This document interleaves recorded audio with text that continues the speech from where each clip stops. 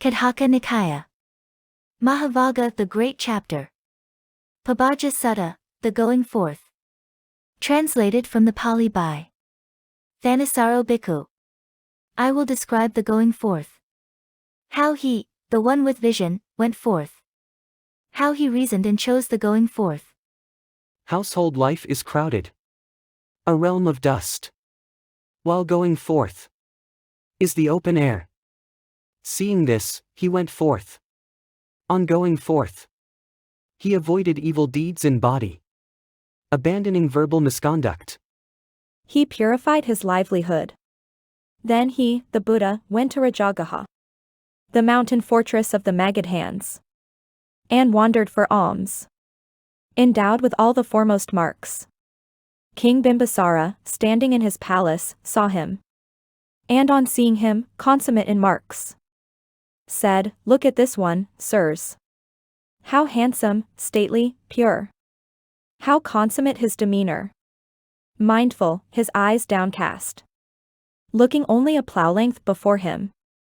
As one who's not from a lowly lineage. Send the royal messengers at once to see where this monk will go." They the messengers dispatched, followed behind him. Where will this monk go? Where will his dwelling place be? As he went from house to house, well restrained, his sense doors guarded, mindful, alert, his bowl filled quickly. Then he, the sage, completing his alms round, left the city, headed for Mount Pandava. That's where his dwelling will be. Seeing him go to his dwelling place, 3 messengers sat down, while one returned to tell the king, "That monk, your majesty, on the flank of Pandava, sits like a tiger, a bull, a lion in a mountain cleft." Hearing the messenger's words, the noble warrior king straightway went by royal coach out to Mount Pandava, going as far as the coach would go. He got down, went up on foot, and on arrival sat down. Sitting there, he exchanged courteous greetings. Then said, "You are young, youthful, in the first stage of youth, endowed with the stature and coloring of a noble warrior. You would look glorious in the vanguard of an army, arrayed with an elephant squadron. I offer you wealth, enjoy it. I ask your birth, inform me." "Straight ahead, your majesty, by the foothills of the Himalayas, is a country consummate in energy and wealth, inhabited by Kosalans, Solar by clan, Sakyans by birth. From that lineage I have gone forth, but not in search of sensual pleasures, seeing the danger in sensual pleasures, and renunciation as rest. I go to strive. That's where my heart delights." Padhana Sutta, Exertion. Translated from the Pali by Thanissaro Bhikkhu. To me, resolute in exertion, near the river Naranjara, making a great effort, doing jhana, to attain rest from the yoke. Namusi came, speaking words of compassion. "You are ashen, thin. Death is in your presence. Death has, parts of you.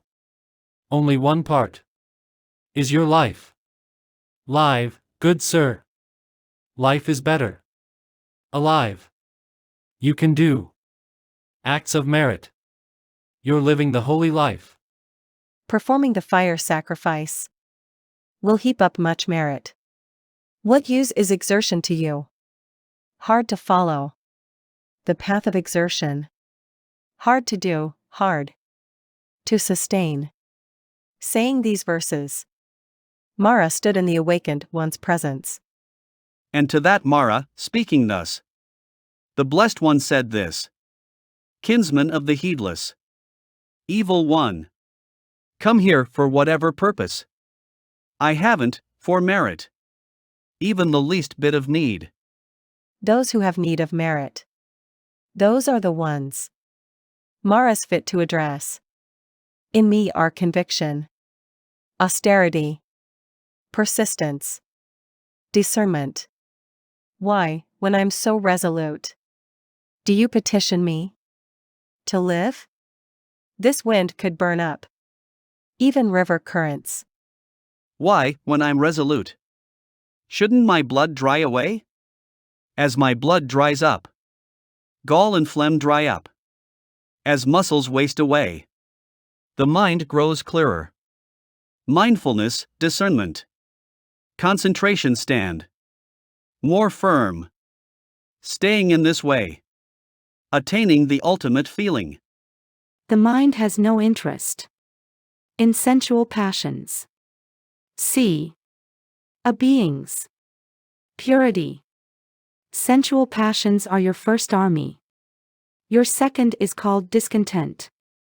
Your third is hunger and thirst. Your fourth is called craving. Fifth is sloth and drowsiness. Sixth is called terror. Your seventh is uncertainty. Hypocrisy and stubbornness, your eighth. Gains, offerings, fame, and status. Wrongly gained. And whoever would praise self and disparage others. That, Namusi, is your army. The Dark One's commando force. A coward can't defeat it. But one having defeated it gains bliss. Do I carry munja grass? I spit on my life. Death in battle would be better for me than that I, defeated, survive. Sinking here, they don't appear. Some Brahmins and contemplatives, they don't know the path by which those with good practices go, seeing the bannered force on all sides. The troops, Mara, along with his mount. I go into battle. May they not budge me from my spot. That army of yours, that the world with its devas can't overcome, I will smash with discernment, as an unfired pot with a stone, making my resolve mastered, mindfulness well established. I will go about, from kingdom to kingdom, training many disciples. They heedful, resolute, doing my bidding, despite your wishes, will go where, having gone, there's no grief. Mara. For 7 years, I've dogged the Blessed One's steps, but haven't gained an opening in the one self-awakened and glorious. A crow circled a stone, the color of fat. Maybe I've found something tender here. Maybe there's something delicious, but not getting anything delicious there. The crow went away. like the crow attacking the rock. I weary myself with Gautama, as he was overcome with sorrow. His lute fell from under his arm. Then he, the despondent spirit, right there, disappeared. Subhasita Sutta, well spoken. Translated from the Pali by Thanissaro Bhikkhu. I have heard that on one occasion the Blessed One was staying in Savatthi at Jita's Grove, Anathapindika's monastery. There he addressed the monks. Yes, Lord, the monks replied. The Blessed One said, Monks, speech endowed with 4 characteristics is well spoken, not poorly spoken, faultless, and not to be faulted by the wise. Which 4? There is the case where a monk says only what is well spoken, not what is poorly spoken, only what is just, not what is unjust, only what is endearing, not what is unendearing, only what is true, not what is false. Speech endowed with these 4 characteristics is well spoken, not poorly spoken, faultless, and not to be faulted by the wise. That is what the Blessed One said. Having said this, the one well gone, the teacher, said further. The calm say that what is well spoken is best. Second, that one should say what is just, not unjust. Third, what's endearing, not unendearing. Fourth, what is true, not false. Then Venvanjisa, rising from his seat, arranging his robe over one shoulder, faced the Blessed One with his hands palm to palm in front of his heart and said, "An inspiration has come to me, Blessed One. An inspiration has come to me, one well gone." Let the inspiration come to you, Vajjayasa, the Blessed One said. Then Vajjayasa praised the Blessed One to his face with these attractive verses. Speak only the speech that neither torments self, nor does harm to others. That speech is truly well spoken. Speak only endearing speech. Speech that is welcomed. Speech when it brings no evil To others. Is pleasant. Truth, indeed, is deathless speech. This is an ancient principle. The goal and the Dhamma, so say the calm, are firmly established on truth. The speech the awakened one speaks, for attaining unbinding rest, for making an end to the mass of stress. That is the speech unexcelled. Sundarika Bharadvaja. Another version of this encounter is recorded in SN: I have heard that on one occasion the Blessed One was staying among the Kosalans on the bank of the river Sundarika. And on that occasion, the Brahmin Sundarika Bharadvaja was offering a fire sacrifice and performing a fire oblation on the bank of the river Sundarika. Then, having offered the fire sacrifice and performed the fire oblation, he got up from his seat and looked around to the four directions, thinking, who should eat the remains of the offering? He saw the Blessed One sitting not far away at the root of a tree with his head covered. On seeing him, he took the remains of the offering in his left hand and his water pot in his right, and went to the Blessed One. Then the Blessed One, at the sound of the Brahmin Sundarika Bharadvaja's footsteps, uncovered his head. The Brahmin Sundarika Bharadvaja, thinking, this venerable one is shaven. This venerable one is a shaveling, wanted to turn back. But then the thought occurred to him, still, there are some Brahmins who are shaven. What if, having approached him, I were to ask his caste? So he went to the Blessed One and, on arrival, asked, "What is the Venerable One's birth caste?" Then the Blessed One addressed the Brahmin Sundarika Bharadvaja in verse. "I'm not a Brahmin or king's son. Not a merchant, or anyone at all. Comprehending the clan of the run-of-the-mill. Having nothing. I wander by means of wisdom.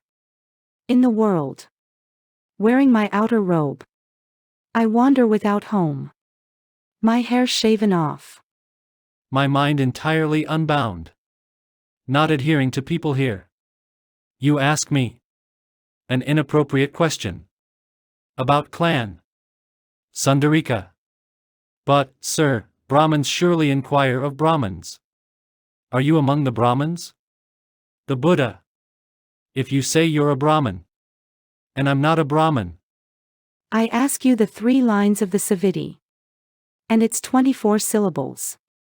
Sundarika. Because of what?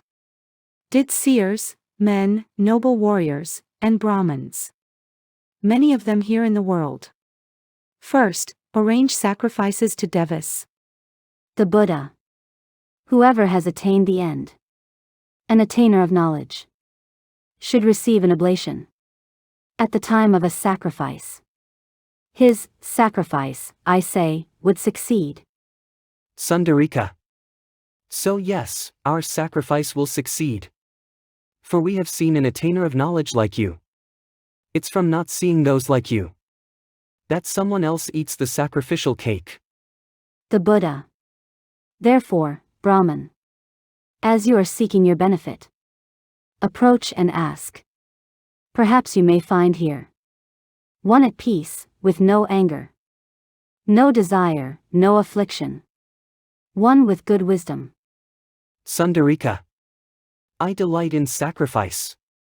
I desire to sacrifice. But I don't understand where a sacrifice succeeds. Teach me, sir. Tell me that. The Buddha. In that case, Brahman, lend ear. I will teach you the Dhamma. Don't inquire about birth. Inquire about conduct.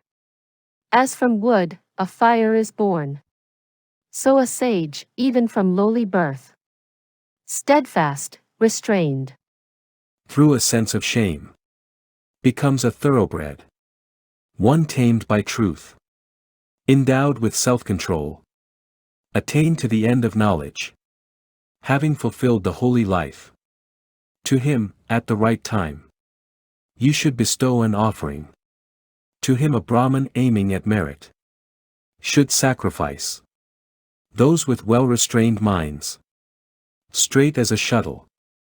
To them, at the right time. You should bestow an offering.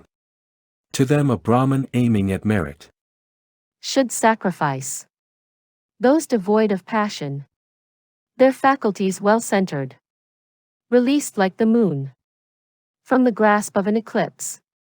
To them, at the right time. You should bestow an offering. To them a Brahmin aiming at merit. Should sacrifice. Unattached, they wander in the world. Always mindful. Abandoning possessiveness. To them, at the right time. You should bestow an offering. To them a Brahmin aiming at merit. Should sacrifice. Who, abandoning sensuality. Wanders victorious. Who knows the end. Of birth and death. Totally unbound, cool. As a pool of water.